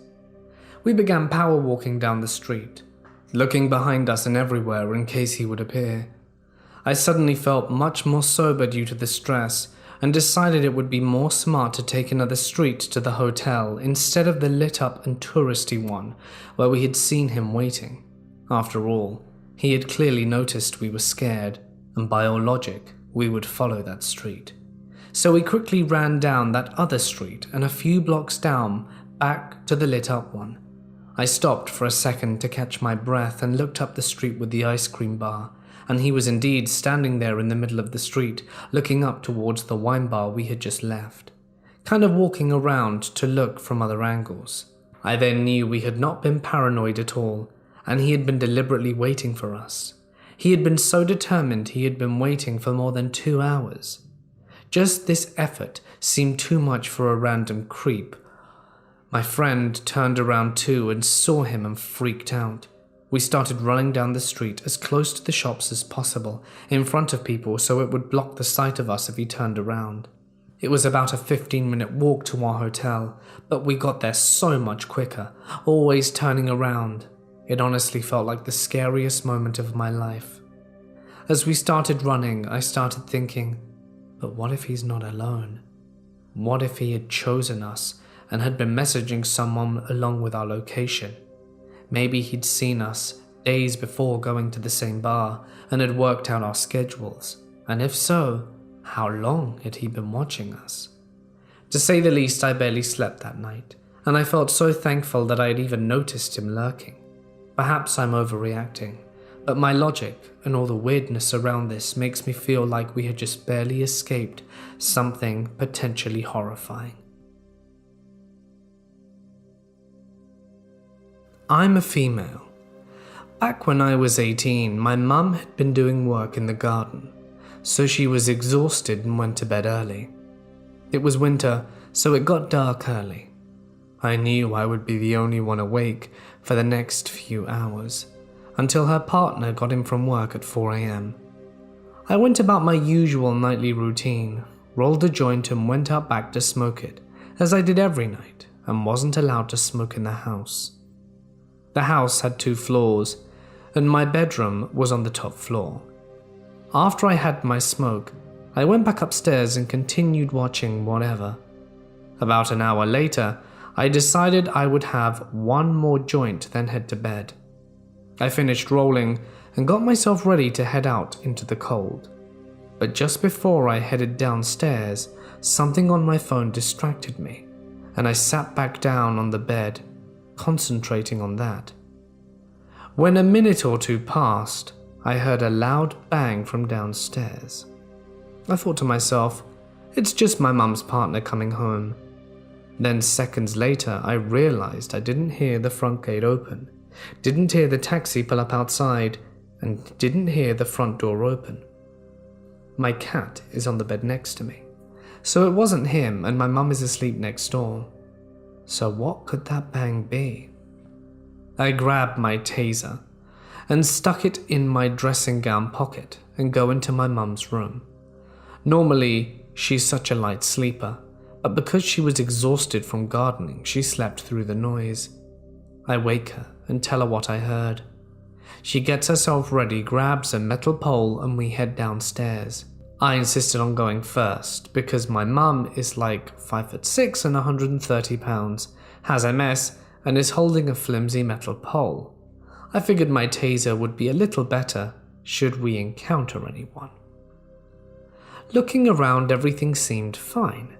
However, the last room we checked is the bathroom, which is on the ground floor, to find that the window that sits just above the bath is wide open, and our 2 1-liter bottles of Tresemme shampoo and conditioner, which were on the windowsill, had been knocked to the bath. Of course, we're confused. How could this happen? It couldn't have been the wind. Now we're scared. It's 2:30 a.m. at this point, and my mum calls her partner to tell him someone has just tried to break through the window and to please come home. Oh, it's probably just a fox or something. Go to bed, you're being paranoid. That's his response. So we're like, well, you're no help. So they call the non-emergency police number to try and report it. 5 minutes later, 4 police cars and dogs all turn up. They look around, then come to the door and ask the obvious questions after doing a walk around the house and area. They come back again and ask, do we usually keep our plastic garden chairs under the bathroom window? We do not. The police advise us that a dodgy gang have been going around the area trying doors and windows to breaking and steal whatever they can. They must have taken the garden chairs to stand on top of them to get in. The police also advised that a house a few streets over had just been broken into and everything was taken and the house destroyed on the inside. I don't think they were ever caught. The thing that freaks me out the most, had I not gotten distracted by my phone before going out to the back to smoke, I would have been outside sitting on the same chairs in the pitch dark where the intruders would have come around and seen me, and who'd have known what would have happened if that would have occurred. So to whoever was trying to break into my house, let's not meet.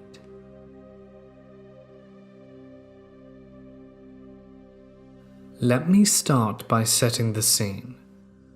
On December 3rd, 2014, my birthday, I'm preparing to leave my office to begin my birthday celebrations when I get called into my boss's office. Chris, I'm sorry to tell you this. on this day especially, but business is bad and we're gonna have to let you go. I'm stunned. I leave the office making a vague remark that I'll collect my stuff in a few days. I jump on the subway to collect my girlfriend who worked at a human rights law firm. She finished her day and meets me, but inside the usual hugs and kisses, she keeps her distance. I know that when she does this, it's because she lost a case, so I make small talk as we hit the street. Stopping suddenly, she turns to me and explains, "Sorry, Chris, I can't do this anymore. It's not you, it's me." Before I get a chance to answer, she hails a cab and off she goes. Wow. Birthday. No job, no love of my life, all in the space of 2 hours. This situation needs alcohol, and badly. I reached the bar where I was meeting my friends for my birthday celebration. I got drunk very quickly. Copious amounts of red wine, chased with beer and shots. I argued with everyone, insulted a few, and was politely asked to leave by a steroid-infused doorman. I found myself in the middle of London at midnight, staggering home. By 2 a.m. I reached halfway to my house when my phone buzzed. A withheld number. In my self-pitied filled state, I thought it was my girlfriend. "Darling?" "I ain't your darling, you scumbag." I stood there, looking at my phone. "Who is this?" "You'll find out soon enough." I cursed and staggered another 90 minutes home. My legs had had enough. I hit the floor and almost crawled into bed and passed out. The next afternoon I woke up, remembered in fits and starts what had happened. I got really angry, then began the process of finding a new job and extracting my belongings from my old job and my ex-girlfriend. Then just before midnight my phone rings, another withheld number. Amanda?" "This isn't her, scumbag." "Who is this?" "You'll know soon enough."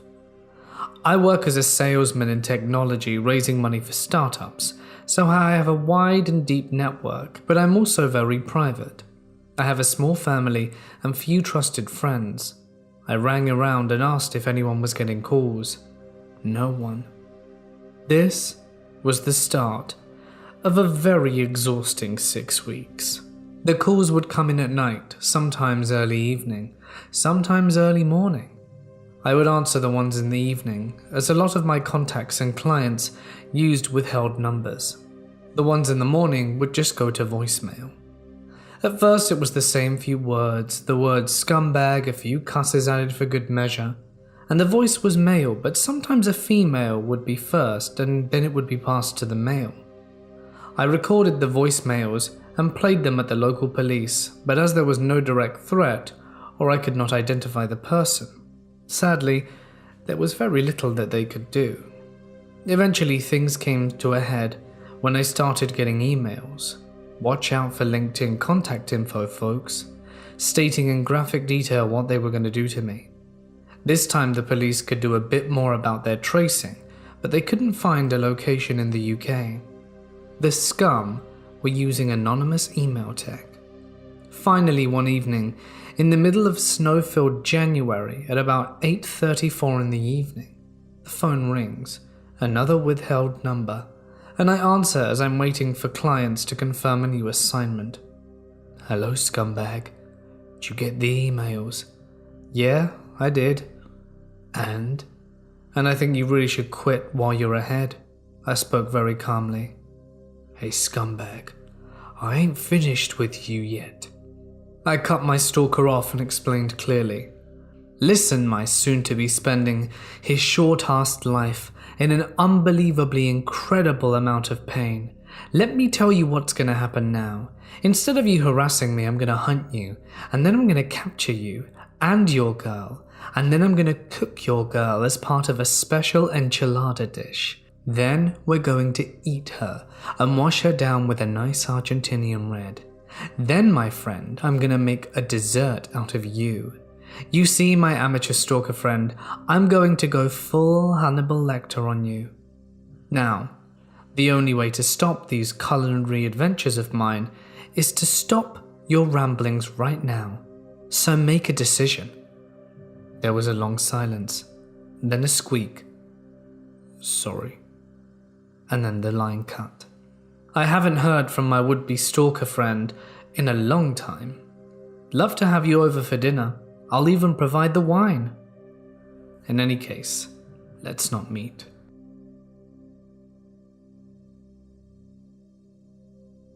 This happened to me a number of years back. I was home alone, and my boyfriend had gone to work. He works the night shift, and I usually work on weekends as I'm studying. I was just chilling, playing some games, and talking to some friends, while generally just enjoying my free time. My boyfriend can't message me from his job, so I'm just trying to make the most of my time before I go to bed. It must be around midnight at this point, and I look at my phone and decide, given the time, that I might as well call it a night. I start unplugging my consoles, which is a ritualistic thing for me to do, as I have this fear that they might catch fire in the night. So after unplugging everything and getting ready to hit the hay, I start putting on my nightie when I hear something in the distance. At this point, it's important to note that we live in a block of apartments, but this block of apartments is on the outskirts of town, and there's only one entrance with a whole lot of woods surrounding us.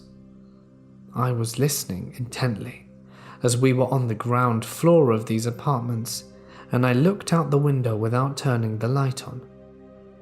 There, from the underbrush, I could see a guy, followed by another guy and another.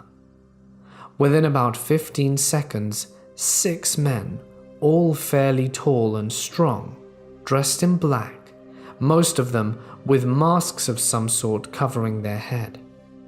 The traditional hat ski mask thing. I start to grow anxious. What were these guys doing? Surely there wasn't a who looks like a thief more contest going on in the middle of the night that I hadn't heard about. They start looking around the building, and seeing as I occupy one corner, or about a quarter of the downstairs space, after they go round a corner, I could no longer see them, but I pressed my ear up against the window as they were no longer in view to try and hear them. They weren't exactly being quiet.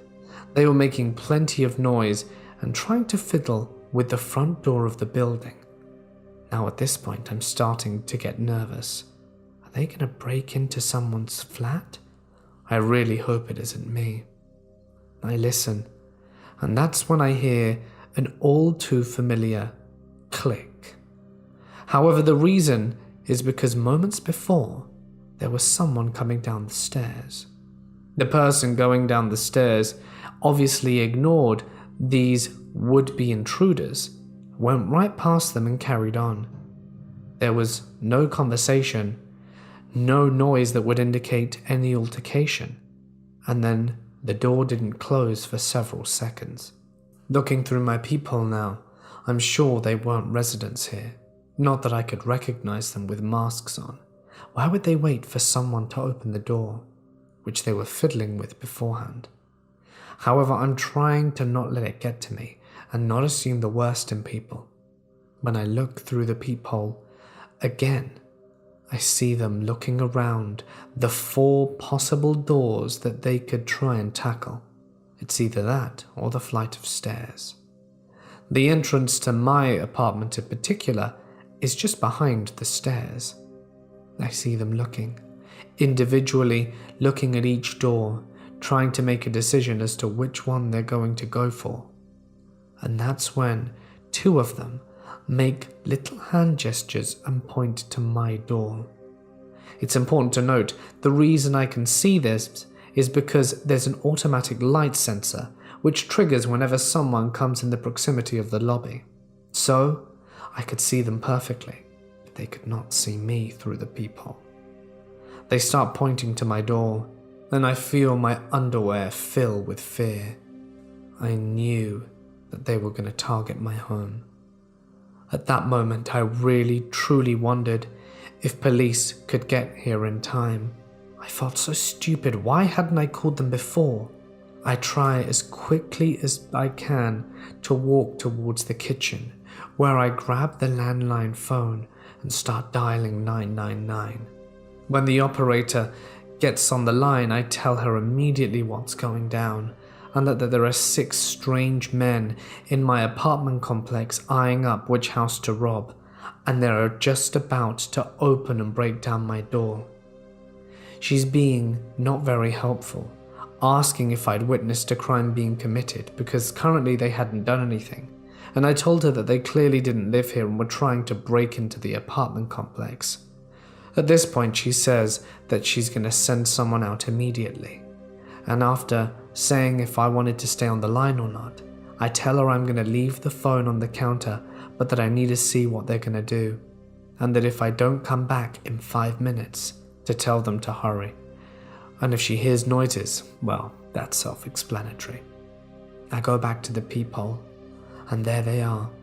By this point, 4 of them are looking at one other door, and 2 of them are looking at the door next to mine.